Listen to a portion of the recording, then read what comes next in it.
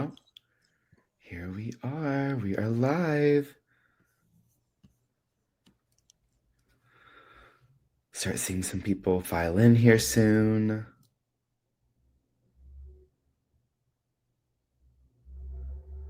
Oh, oh yeah, that was just me. Oh. I was like, what did I do? I was like, I've already messed up.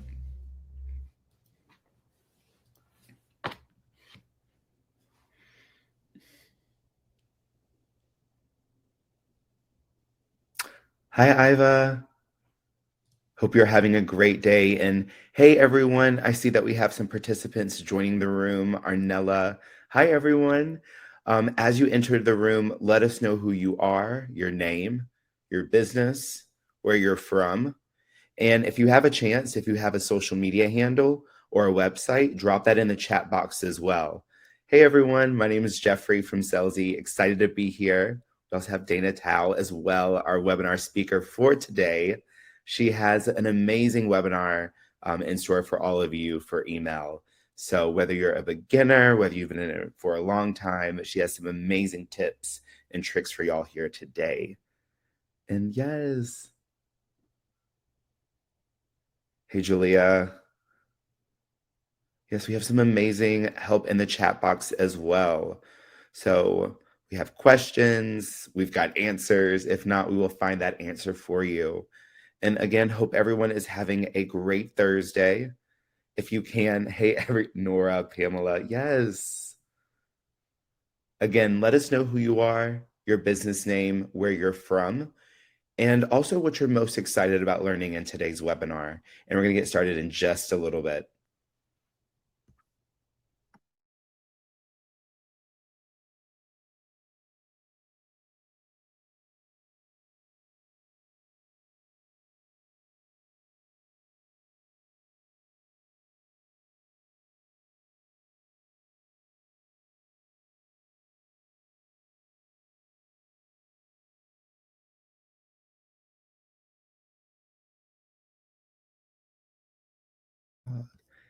Vicky, Agni, I hope I got that name right.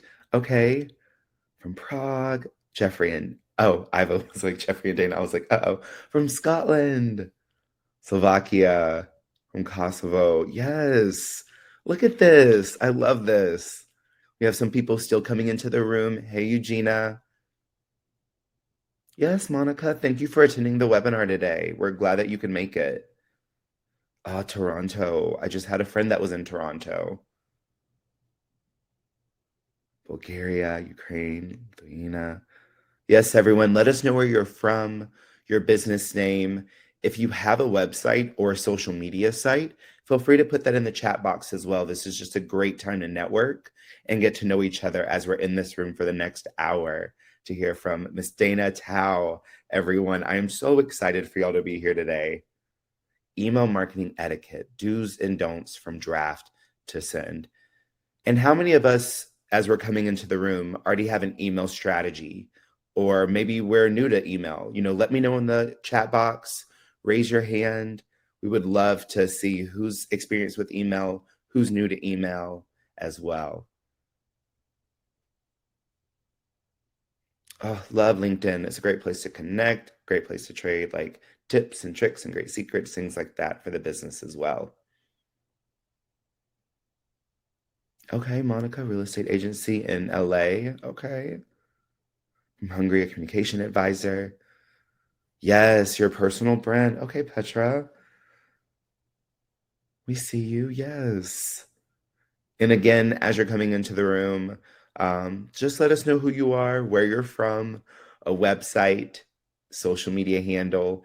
And if you're new to email or if you have experience with email, let us know in the chat box. And as you can see, people are letting us know if they're new to email, they've done a little bit of it before, what they want to learn as well. So this is great. And again, hope everyone is having a great Thursday. We're getting kicked off in just a minute here. I know, diamonds, right?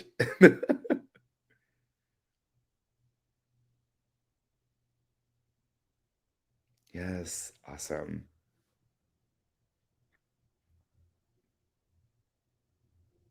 Okay, we still have some people coming into the webinar room. We're going to go ahead and get kicked off. It is 6 past the hour. I'm so excited to be here. My name is Jeffrey Brown. I'm a webinar host at Salesy. And we're here today with Dana Tao. Everyone give her a round of applause. Let her know that you're excited to be here. Hey, Dana, yes. The topic for today is email marketing etiquette, do's and don'ts, from draft to send.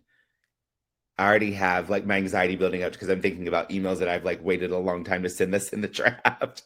But this is where we're going to actually be able to communicate, hang out, network, trade secrets, and also hear from the amazing Dana on how to brush up on your email marketing skills and check the clock to make sure you're communicating effectively.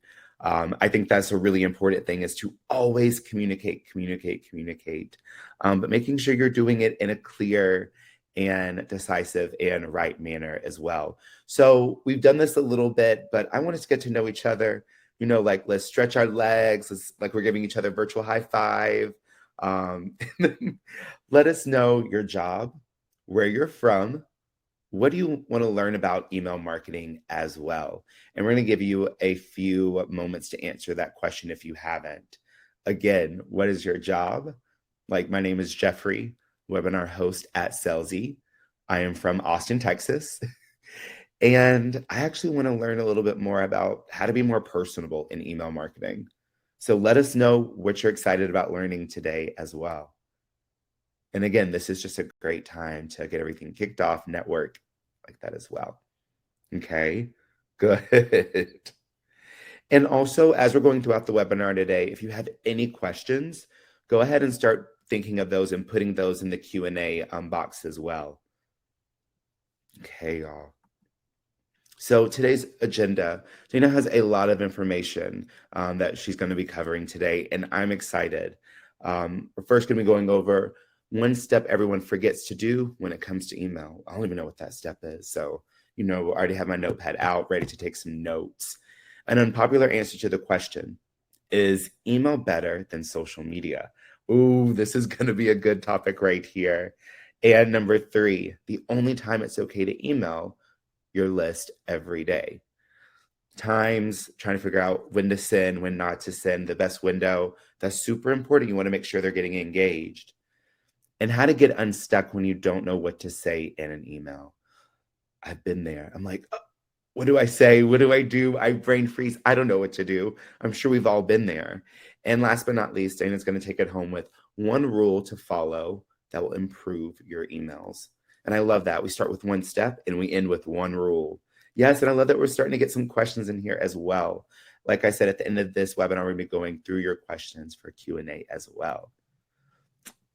Again, my name is Jeffrey Brown from Austin, Texas, webinar host, over 8 years of experience with webinars, engaging audiences, with email, content marketing, social media, and reputation management. I know I've been talking a lot, and I'm going to actually turn it over to Dana in just a little bit after I introduce her. But I just wanted to say a few things about Dana. And y'all, I'm really excited. I got to meet her yesterday. She's amazing. She's a wealth of knowledge. Like I said, go ahead and get those questions ready, because we're going to be ready for her at the end of this webinar as well to answer those questions for us. But Dana is the email strategist and copywriter who helps e-commerce and SaaS brands stand out in today's crowded inbox, which is super important if you ask me. Now, as a certified email copywriter, I'm going to say that again. As a certified email copywriter, Dana is the one of only 15 people in the world, one of 15 people in the world that has a certification. Now, she is a true expert in her field with over 1,000 emails written. That's more webinars than I've even done, or probably even emails I've sent. So really excited to have her here today. And she has over more than 200 hours of training with industry leaders. She also has the skills, but also the expertise to back it up as well, to create high-performing email campaigns that get noticed. So I'm going to stop talking, but without further ado, I'm going to turn it over to Dana. Give it up, everyone. Hey, thanks everyone. Thanks, Jeffrey, for the introduction, and everyone for joining me on this webinar. I'm excited to get started. Today I'll be talking about email marketing etiquette do's and don'ts from draft to send. So since I'm presenting, I won't really have my eye on the chat, but I'll try to look at the chat as well as present. But if you have any questions, again, put them in the Q&A box and we will answer them later. So there's a lot to cover today, so let's get started. So I want you to imagine you're at a buffet with all different kinds of delicious food. If you're like me, you'll grab a plate of your favorite dishes and ignore those that you don't know or don't like. Your email inbox is a lot like a buffet, filled with different kinds of emails from different brands and people. And in the same way, you're probably picking and choosing which emails to read and which one to ignore. With that in mind, your customers are probably doing the same thing too. So let's play a quick guessing game. Share in the chat what number you think email marketing is when it comes to the top 5 effective channels for marketing. So put 1 through 5, what number you think email marketing is.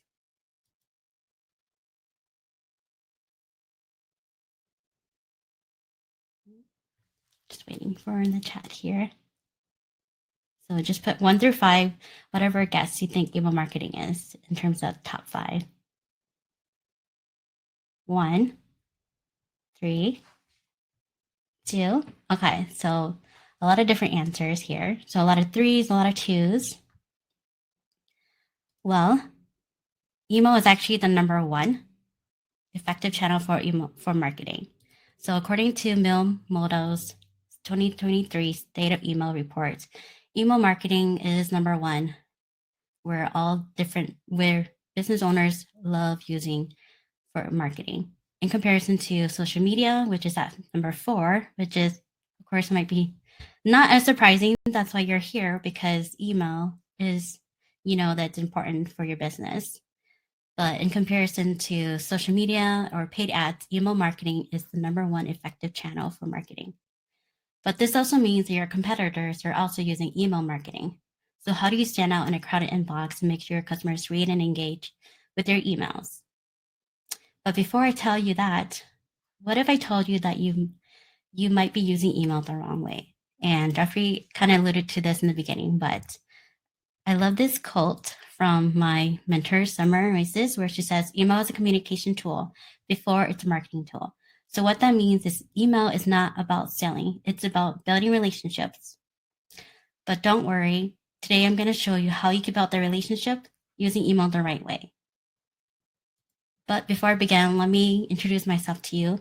My name is Dana Tal. I'm an email strategist and copywriter for e-commerce and SaaS businesses who wants to stand out in a crowded inbox and want to make a positive impact in the lives of their customers. I've also been lucky enough to be mentored by these 2 amazing copywriters, Joanna Weave, founder of Copy Hackers, and Summer Oasis, founder of Emails Done Right. And I've also had the opportunity to work with different kind of brands shown here on the slide. Now, let's dig in. So today I'll walk you through my process, the same process that I use when I work with my own clients on 101, which I like to call my recipe for email success. So it's a 3-step process. The first step is research. And I kind of like to use a cooking or food analogy here. So you could think of research as stocking your pantry. More on that in a bit, but kind of so that you have a better visual of what each step means. Second, plan, prepping your ingredients. And third, write, cooking your ingredients. So the first step, stocking your pantry. And this is the number 1 step that I find that most people tend to skip because they're so excited or they just want to start writing their email. So research is always, I find that this is the number 1 mistake that people miss. Step is researching, because you don't want to skip the research. Because if you do skip research, it's just like you're throwing spaghetti at the wall. And if you're trying to talk to everybody, especially when you don't know who you're talking to, you're just trying to talk to anybody that will listen to you, you end up talking to nobody. And what that ends up with is you get emails that don't resonate with your customers or your readers, and they don't convert. So research is really important. So instead, I want you to focus on the 5 W's. So what are the 5 W's? The 5 W focus on the who, what, why, when, where, and how. So with research, you'll be able to figure out who you're sending the email to, what to say in the email, why you're emailing, when you're sending the email, where the email belongs in the email journey, and how you're going to do it. And a simple research technique that I enjoy doing that I'm going to show you today is voice of customer research, also known as VOC research. So what is voice of customer research data, or what does that entail? So pretty much voice of customer research is direct feedback or opinions that you receive from your customer about, customers and ideal customers about your products, service, or brand. And this gives you the insight of what their pinpoints are, the problems that they're having, any objections that they have, any dreams or wants and desires that they have, any hesitations. With all that, you'll be able to know who you're talking to and why you're sending those emails. So you might be wondering, where do you get voice of customer research?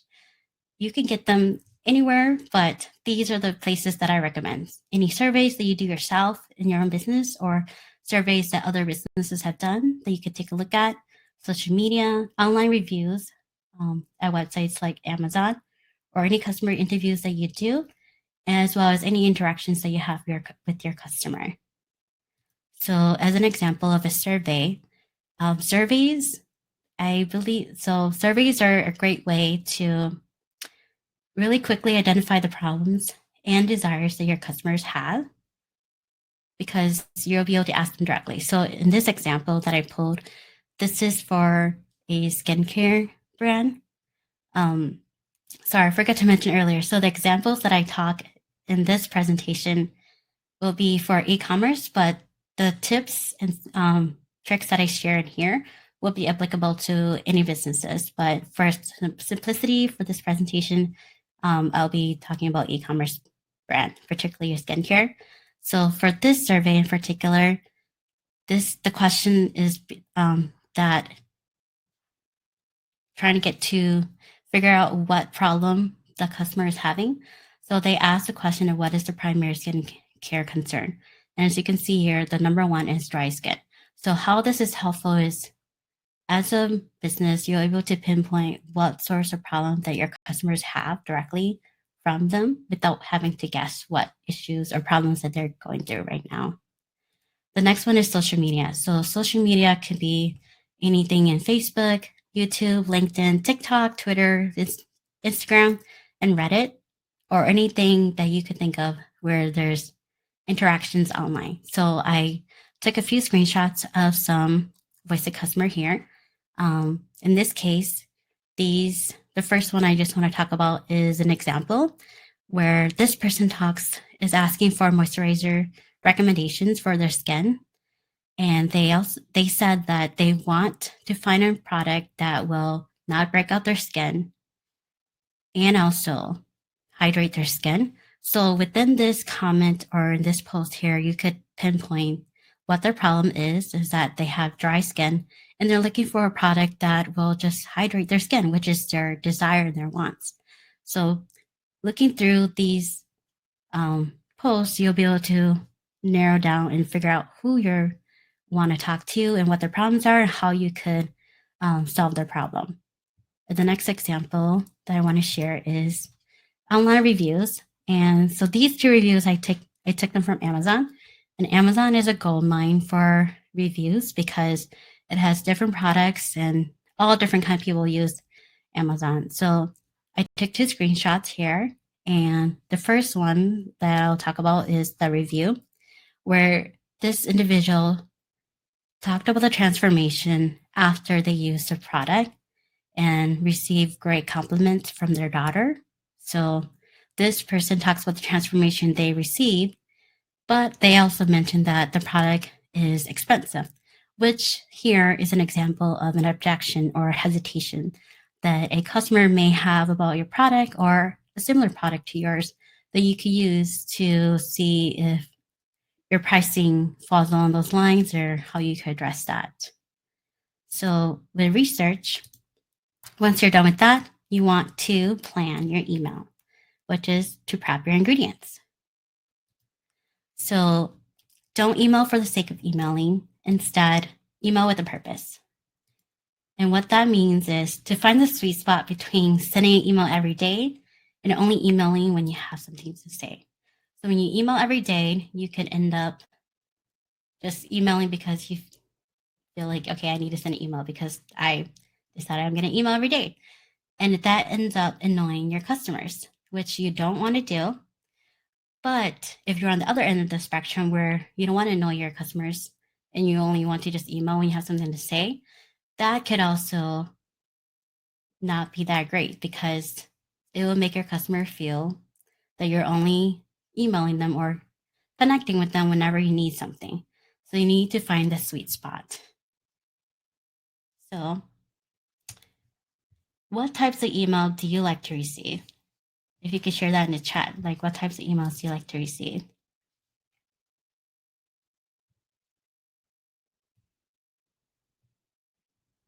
I know a lot of people, I know you get emails, so if you can share what types of email do you like to receive, or in the case, like to read?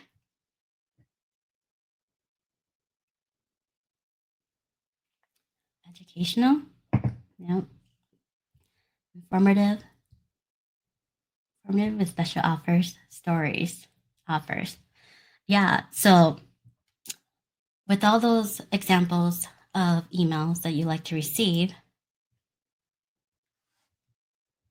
there's 5 different types of emails that I recommend that you could send out. So that way there's a good cadence or a good timing of when you send those emails. And there are different kinds of emails, but these are the top 5 most common emails that I've seen that I want to, that you can use in your email. So that way you are not sending every day or just sending it out sporadically. So the first one is a promotional sales email. Second is transactional. Third is content. Fourth is reminder. And fifth is personal.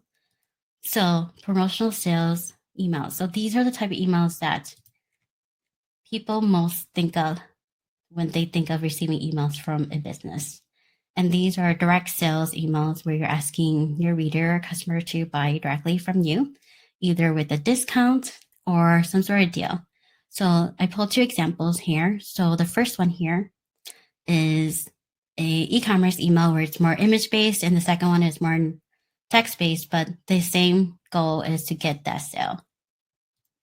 The second is transactional emails. So these emails are more straightforward because these happen or these are sent out when someone takes an action or transaction. So in this case, you can think of whenever you place an order, you get a confirmation email of the items that you purchased or a receipt.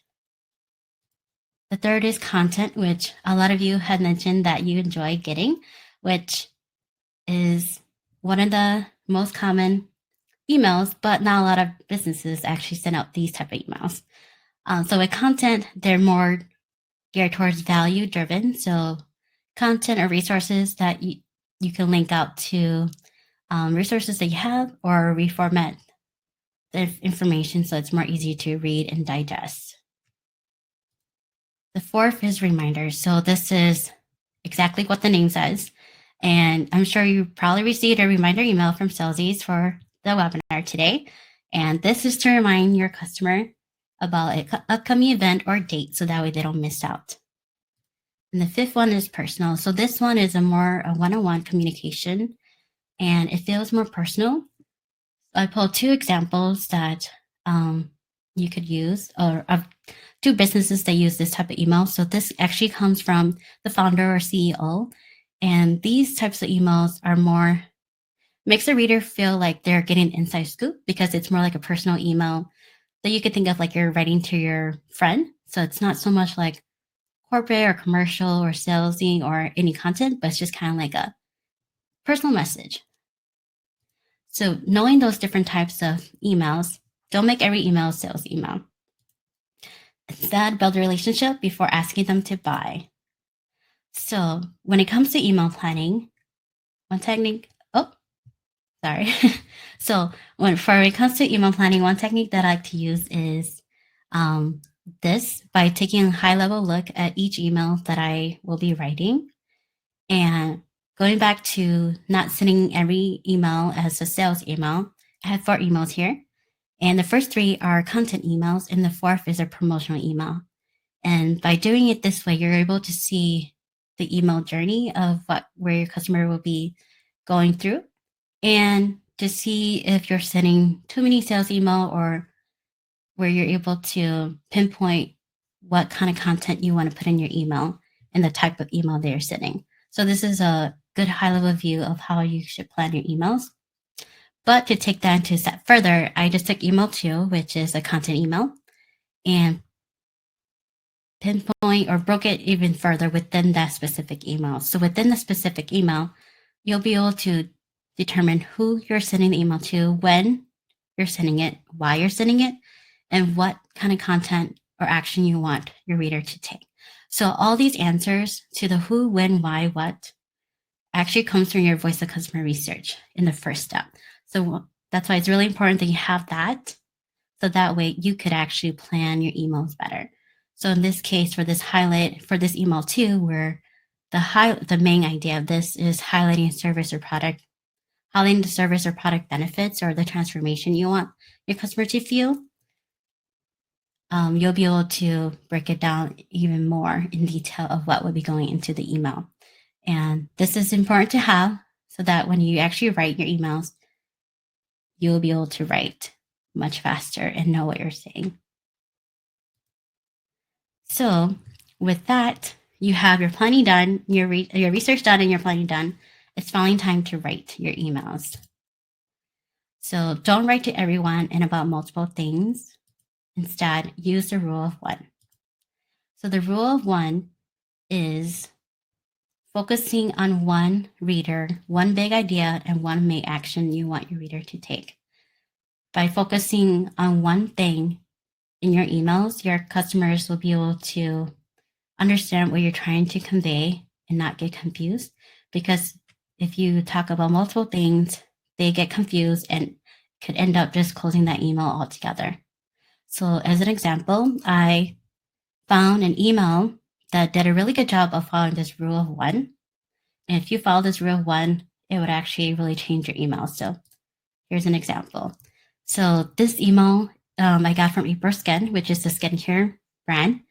But the one reader here, to kind of define that a bit for you, one reader is a segment or a group of your email list that shares a common interest, location, purchase, or traits or characteristics. So for example, in this email, the one person here is someone with dry and rough skin. And how they're able to accomplish this is right in the beginning of the email, where they say, got rough body. So right off the bat, if you have dry skin or rough skin, you know this email is for you, because they're talking directly to you. So you will most likely pay attention. And the next one is, within this email, the one big idea is a central idea that's carried all the way through your email. And why? So for this one big idea for this email is why you need to exfoliate your skin. And they do this by using different images and infographics talking about exfoliating the skin for someone with dry skin. And the next is one main action, the action that you want your reader to take after they read your email. So for this email, the one main action is shop now. So let's look at the email as a whole. As you can see that this email does a really great job of following the rule of 1. One reader, one big idea, and one main action. So you might be wondering, or this is a common setback that I often hear from people, is staring at a blank page and not knowing what to say. But I'm here to tell you today that don't let a blank page hold you back from sending that email. Instead, use these 3 shortcuts. So these 3 shortcuts that I'm going to share are what I use whenever I have a roadblock of not knowing where to start, and it has really helped me. So the first shortcut is using the copywriting formula, PAS, problem, agitate, solution. Second is to record yourself and transcribe it. And the third is to repurpose your content. So the copywriting formula, problem, agitate, solution here, this you could use as a basis to start for your email when you have a blank page. And for the problem, if you've done your research, you'll know what kind of problems your reader would have. You'll start off with that. And then to educate it means to amp up that problem or the feelings that they have with that problem. And then the solution is to what do you have that will solve their problem and what the transformation they can expect from that. So this is an example. I won't actually read word for word, but this is an example of me using the PAS copywriting formula to start an email. And again, with the one reader here is someone with oily skin. And the one big idea is you could go on your day without having to worry about your excess oil and redoing your makeup. So this is an example of using the copywriting formula to start. And the next is if you're finding that writing out the words on the email or on a page is hard, you could record yourself talk and then use these free apps to just transcribe the words. So that way you could just reformat it and don't have to type everything out. And these are the apps that I recommend, and they're free. So the first one is otter.ai. The other is a voice recorder on your phone. And the third is Loom Video, where you record yourself and you have the capability of transcribing that video into text. And the fourth is just using Google Docs and using their transcription recording feature that they have. And the third shortcut is repurposing your content. So what this means is taking content that you already have. So for example, social media. If you use social media for your business, take a look at the posts that are doing really well and just reuse that in your email, either linking it directly or just reformatting it a little bit differently so that it's easy to read in an email. So these are the different types of content that you could repurpose. So blog posts, any customer service emails that you receive, any sales calls that you do with customers, and again, any interactions that you have with your customers. So once you start writing, don't alienate your reader. Instead, use your reader's language. And when I mean language here, I don't actually mean like English or Spanish. Well, that could be too, but in this case, I'm talking about the words that your readers are using on a normal basis. And to do that, avoid using any jargon or acronyms that only you know, so that way it doesn't confuse them and they'll know what you're talking about. And also use clear and simple language so that way there's no confusion of what you want them to do or what you're trying to say, so that it's clear and it comes across exactly what you want to say. And use words and phrases that they would normally use in their daily lives. So where do you find your reader's language? Again, it all comes back to your voice of customer data, which is exactly the words that are coming directly out of their customers or your ideal customers' mouths. So knowing what they say would actually help you to write in using their words. And also knowing your audience will really help you to find what words your readers are saying. And if you want to, again, talk to your audience, this is another great way to just speak to them and just hear how they speak and just the type of words that they use. So to recap, the 3 steps for recipe for email success is step 1, research who you're sending the email to, what to say in the email, why you're emailing. Step 2, plan when you're sending the email, where the email belongs in the journey. And step 3, write how you're going to do it. Now, remember, don't skip the research. Don't email for the sake of emailing, and don't make every email a sales email. Don't write to everyone and about many things, and don't let a blank page hold you back. And lastly, don't alienate your reader. Instead, focus on the 5 W's and the H, how. And second, do email with a purpose. Third, do build the relationship before asking them to buy. Fourth, do use the rule of 1. And fifth, use these 3 shortcuts: the PAS copywriting formula, record and transcribe, and repurpose your content. And 6th, use your reader's language. And lastly, I want you to remember, email is a communication tool before it's a marketing tool. So remember to always build the relationship with your customer or reader before you ask for the sale. And thank you so much for joining me in my webinar today. If you want a copy of the slides, you could scan the QR code below to download them. And if you want to contact me, feel free to follow me or connect with me on LinkedIn and Instagram. Thank you. So now I'm going to throw it back to you, Joffrey. Thank you so much, Dana. Like, one of the big things I will say that I got from your presentation is personalization and getting to really know your audiences, like how you're going to really be able to speak to them, like you said, before you try to sell to them. And if there's one thing I've heard over and over again that is so important as business owners, as entrepreneurs for companies, is people don't like to be sold to. Yeah. So that is a really important thing. And I love that you brought that up, Dana. And yes, amazing work. I love that Janelle like threw some love in the chat box. Thanks. Yes, y'all throw some love in the chat box. Yes, Joy. Okay. Yes. Okay. Yes, let's give it up for her. I know this was fun. Y'all are an amazing crowd. Um, Bear with me just for a little bit. I'm going to speak to Salesy for about 5 minutes here. And again, before I jump into this, just want to say a huge thank you to Dana before we jump into Q&A. Iva clapping. Yes, I love it. I know, clear and helpful. Thank you. Yes. While we're going through this next few minutes, please drop your questions in the Q&A box, which we will go through with whatever time we have left in today's webinar today. All right. Yes, y'all. I'm excited. So why Salesy? I love Salesy because it's honestly that one-stop shop that literally has it all. And I'm not just saying that because, we're doing this webinar today, but when you're a business owner, when you're doing anything, when you're managing any type of project, you want to make sure that you can look at everything all in one spot. And that's what's good about Salesy. You have the 24/7, 365 customer care team. And whenever you're thinking about email, thinking about what Dana was just saying, personalization is everything. You don't want to send people just a random email, just be emailing them. Nobody wants that. I'm going to put you in spam folder. I'm going to go about my day. I'm going to see this other sale that's going on with the company, and I'm going to buy what they're having because they probably targeted me a little bit more and even probably put my name into the subject line. That gets me sometimes.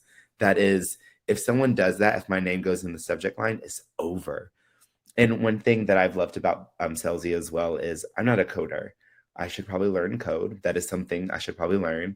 I remember one time I went home and my parents were like, well, what do you do for a job? And I was telling them, and my dad was like, we've been telling you to do like something totally different.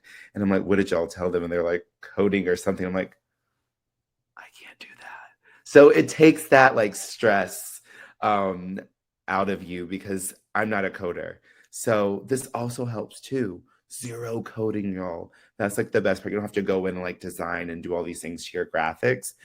You can handle all this automation. You can segment it, everything that you want to, all on your own.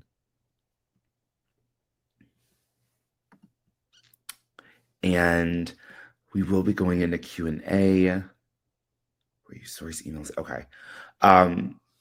Email campaigns optimization. You want to make sure you have your campaigns optimized. You want to make sure you have those calls to action, just like Dana was saying. I was talking to some entrepreneurs a few days ago, and we were talking about email newsletters. And they're like, how do you get people to sign up? Or how do you get people to click over here or do things? The one thing that I've learned in my 8 years of working with business owners and working in webinars is if you don't tell your customers what to do, they're not going to do it. And if you don't tell them to click here or request this or fill this out for an appointment, they're not going to know where to go. And they're going to go somewhere where they're like, oh, this is a little bit easier for me to do. Or this email just told me exactly what I needed to do. And sometimes it is a little bit tedious, but we do have to list those things out for our customers because sometimes you're like, maybe like us, you're busy, you have a life going on, you're not going to read every single little thing. So if that CTA, that call to action, stands out for you, it's going to help you capture more customers, capture more leads that you can nurture and then sell to, and it's going to, in return, help spread that word of mouth growth. And automations. I'm a very automated person now in my life. I think it comes kind of with the territory of being like a millennial or a Gen Z. So that's one thing that I do love about Celsi is it does help you with automating campaigns and making sure it learns you as you're going along with your business as well. And can also be customizable with greetings and congratulations too. And tons of integrations. If you're thinking about, oh, I don't have this or I want to add this, Shopify, Salesforce, Moosin, HubSpot, all can be integrated within the systems as well. And also limit is in the contacts number. Limited contacts, the only limitation is in your plan is the number of contacts you're actually allowed to have in order to send the campaigns. And unlimited emails to your contacts. You can send unlimited emails to your contacts, and there's no need to worry if you're sending too many campaigns. So always make sure that you have an email system in place and always make sure that you're analyzing your campaigns. I think that's a big thing that I tell a lot of entrepreneurs, and I still tell myself this whenever I'm looking at things. Even if it's a good job, look at why it worked and why it did so well. Let's not just look at things when they're negative. I think sometimes we get stuck into that just as humans, is to focus on, oh, I won, I did great, going about my day. Oh, this happened. What did I do? How could I have been better? What could have gone, what went wrong? We ask ourselves all those questions, but never is it when something goes right. Why did that go so right? What could I have done better? I did this right this time, but what led me to get to this? Challenge yourself. Get comfortable with being uncomfortable. Look at the open rate, the bounce rate, the click. I know it's sometimes there's this meme of like whenever you go out on the weekend and you're afraid to look at your bank account on Monday, don't be afraid to look at your stats, your analytics on the end of the week or whenever you look at them. Don't be afraid. It's only going to help you learn. Don't look at it as you're failing. Look at it as a moment that you can learn from as well. Okay. Now we're going to go ahead and jump into Q&A. I'm just going to be reading everyone's questions. Dana's going to be answering them. And again, we have some time. Throw those questions in there. That's what we're here for. It's going to be fun. Cannot wait. Yeah. So the first question is from Joy. Hey, Joy. Joy would love to know what email marketing strategy entails. And they say, thank you. Yeah. Hey, Joy. So that's a really great question. So email strategy basically is what I mentioned in the research is like answering those 5 W's and the how. So the who, what, where, when, and how.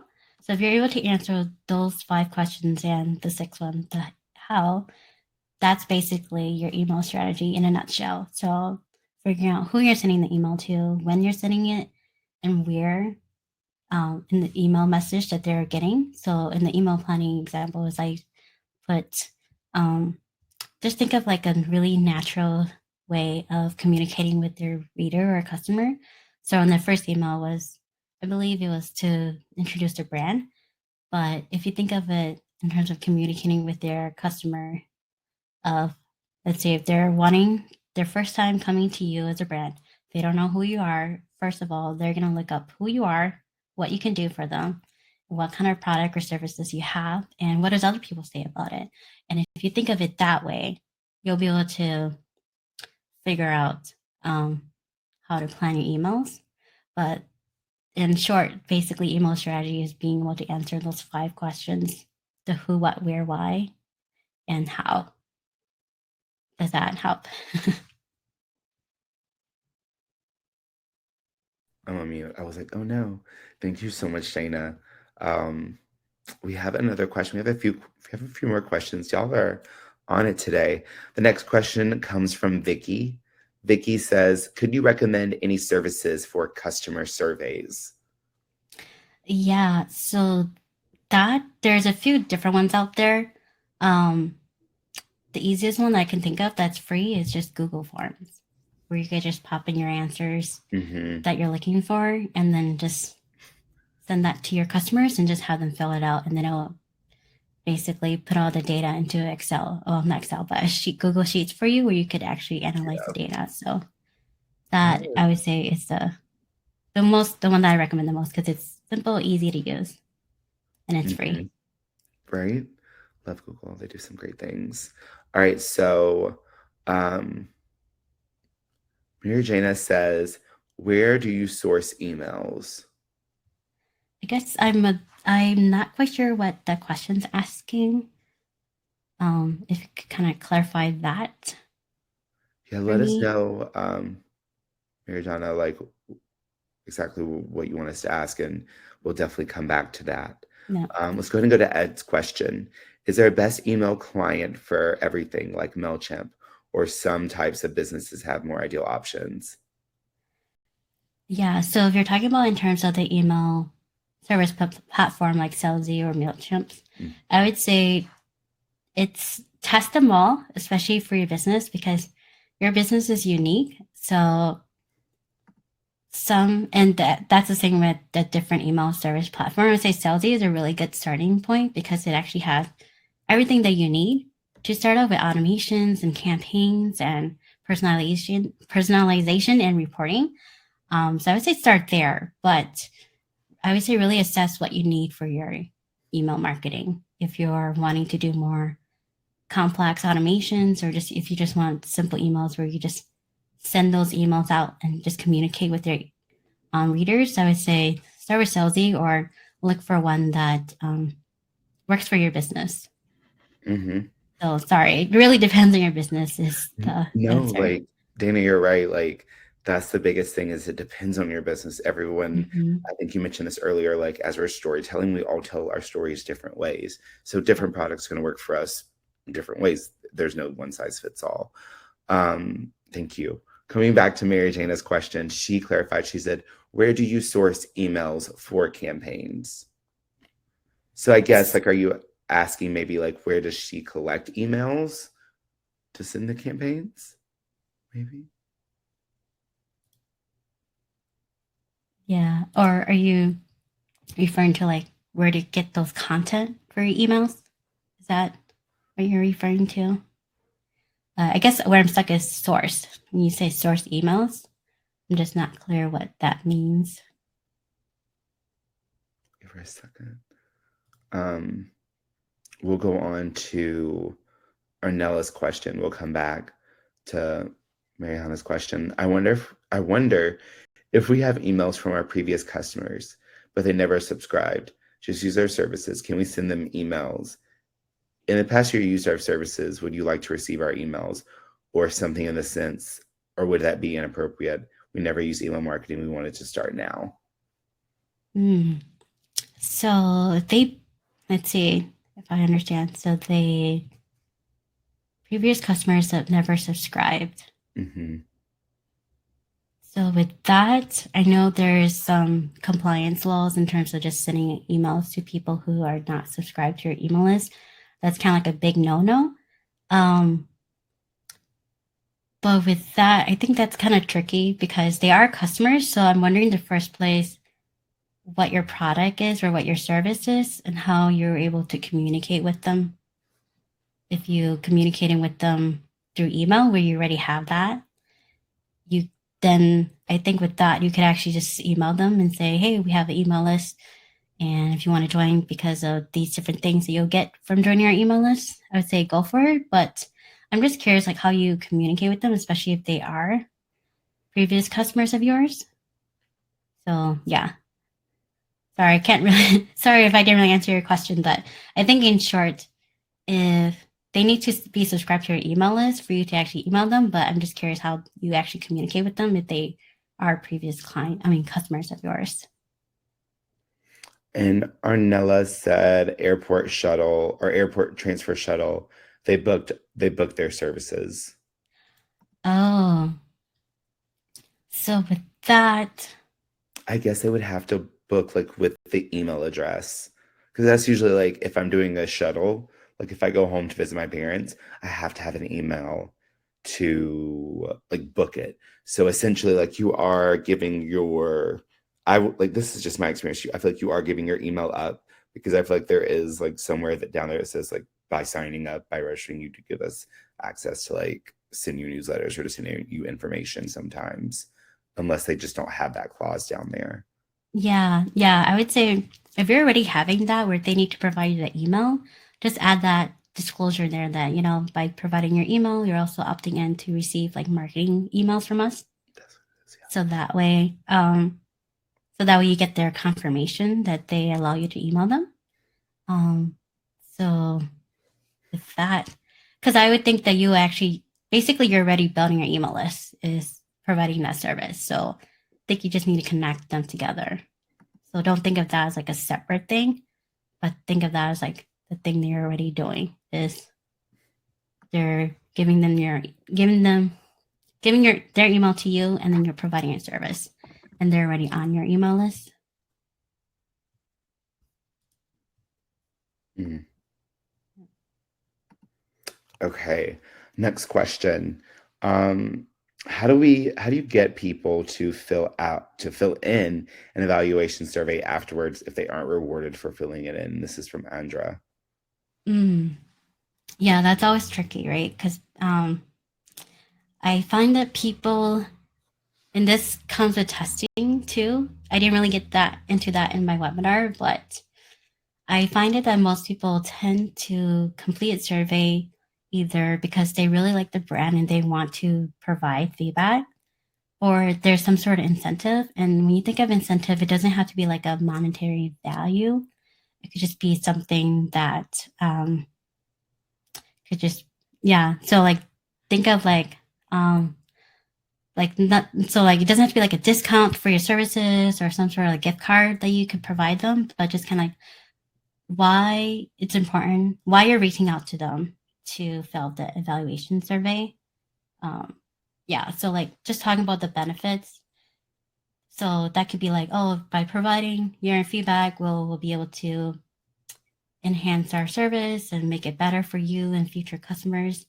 So that way they see that they're providing to a something bigger than themselves, other than just like, oh, here's another survey that I have to fill out. Yeah. Yeah. So if there's like a purpose or meaning behind it, I think more people will be more willing to fill that out. And I kind of hate to say it, but some people just don't fill out forms, and it kind of sucks, but that's just kind of like the reality of it. Yeah. Agree. No, and I mean, and honestly, you're right. The more work that you create for consumers, less likely they are to do it. Mm-hmm. Especially when I get off the phone or like I'm like paying my phone bill or something. I know I'm that weird person. I pay my phone bill via phone. But when they're like, you want to take a survey? And I'm like, no, Yeah. click. Because it's like I know I'm not gonna win a prize. And it definitely does, I guess with like millennials and Gen Z, we're all about the instant gratification. So it really does hurt us in the end because we're like, no, I don't want to take this time to do this if I'm not gonna be rewarded. Sorry, but this does lead to the next question. I think like we already kind of answered this from Mm. Iva. Asking how would you incentivize customers to do the survey? Immediate prize. That would be my answer. I'm sorry. But it's very true. Um, and then I'm gonna let you speak, Dana. I feel bad about this, but my biggest upset is when I'll read an email or I get an email in the subject. It's like $100 off, and I'm like, or $50 off. But then you click, and it's like if you spend like 250. I Mm. despise a clickbait title like that. I immediately unsubscribe, even if I still shop at that store.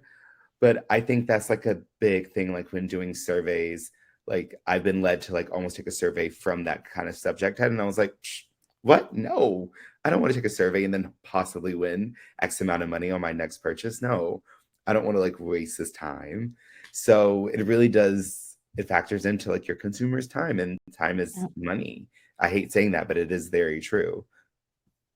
Yeah, like one brand that I thought that did really well in terms of getting feedback was they changed their frame. Instead of saying, you know, you'll get this, they made it like, oh, if you provide feedback or your review, you'll get a refund, like $10 refund.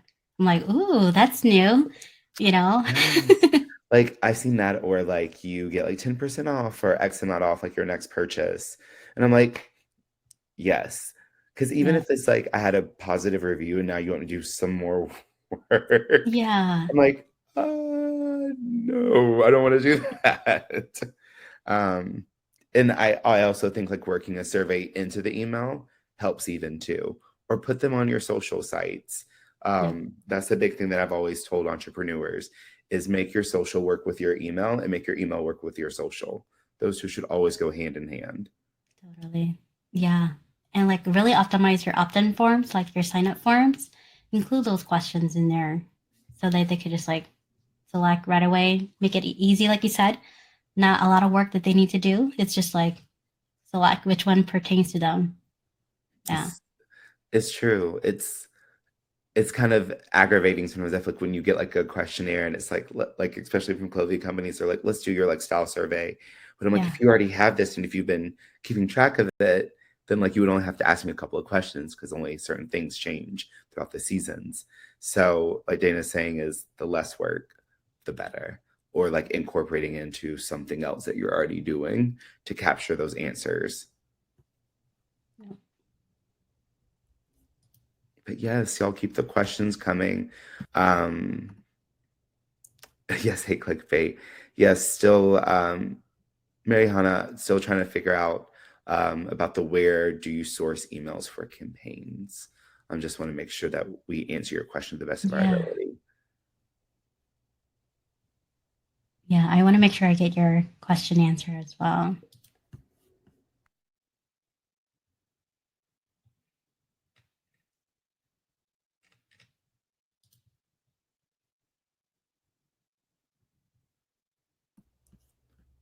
But I also want to say, I know we have like a few minutes left. Just a huge thank you to you, Dana, like for your time, your energy, your amazing tips, and all this amazing, honest education here too. Like this was such a great webinar. Could not have asked for a better speaker today, y'all. Thank you so much. I had such a really fun time just sharing my knowledge and just sharing these tips with you. And again, thank you, Selzy, for inviting me on to do this webinar. So thank you everyone for joining. I really appreciate you guys being here. Yes, thank you all. Thank you, Vicky. Oh my God, yes. Oh, wait, one other one. One last question, almost at the drop of the hat. So, interesting example with the discount for filling in survey. Doesn't that make people who like the product fill in the survey to get a discount for a future order? But if they didn't like it and don't want to order again, they won't care about the discount. So then it is a bias that you only get a positive results in the survey.